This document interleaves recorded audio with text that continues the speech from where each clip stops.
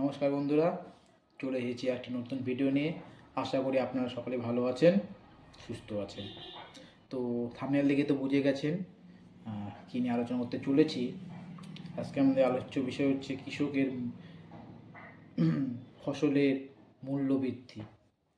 কৃষকরা তাদের সারা জীবন পরিশ্রম করে জমিতে ফসল চাষ করে। আমিও একজন কৃষক, আমিও চাষ করি ফসল। হ্যাঁ, তো চাষ করে তারা সারা বছরই, কিন্তু ফসলের ন্যায্য দাম পায় না। যখন তারা বিক্রি করতে যায় তখন তারা ফসলের ন্যায্য দাম পাচ্ছে না।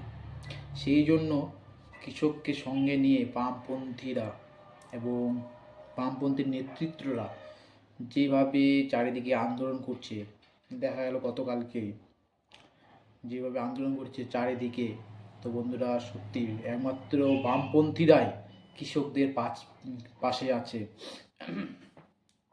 ক্ষমা করেন বন্ধুরা, কেবলই বাইরে থেকে আসলাম, তো একটু শরীর টরীর খারাপ, প্রচণ্ড রোদে আসলাম কেবলই। তো আলোচনা ফেরা যাক।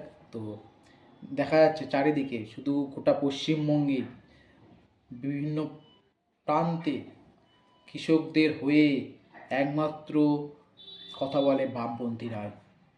সারের দাম কত? প্রচুর সারের দাম, কিন্তু ফসলের দাম নেই। কেন নেই? কৃষকরা প্রশ্ন করবেই তো। আলুর দাম নেই, কেন নেই? কৃষকরা ফলালো, তাদেরকে তো একটু তাদের শরীরের ঘাম ফেলে তো তাদের তো দাম পাওয়াটা উচিত। আলুর দাম বাড়ানোটা খুবই ন্যায্য। সর্ষা উঠবে, সর্ষার দাম বাড়াতে হবে, এটাই তো নিয়ম।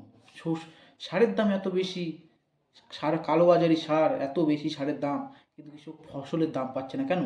এটা তো কোশ্চেন করবেই একদম সুস্থ সবল মানুষ যদি হয় সে। তো এটা সবাইকে দেখতে হবে যে একটু যেন কৃষকেরা যেন একটু ফসলের ন্যায্য দাম পায়। বিশেষ করে গড়বেতাতে কালকে প্রচুর প্রচুর লোক হয়েছিল গড়বেতাতে।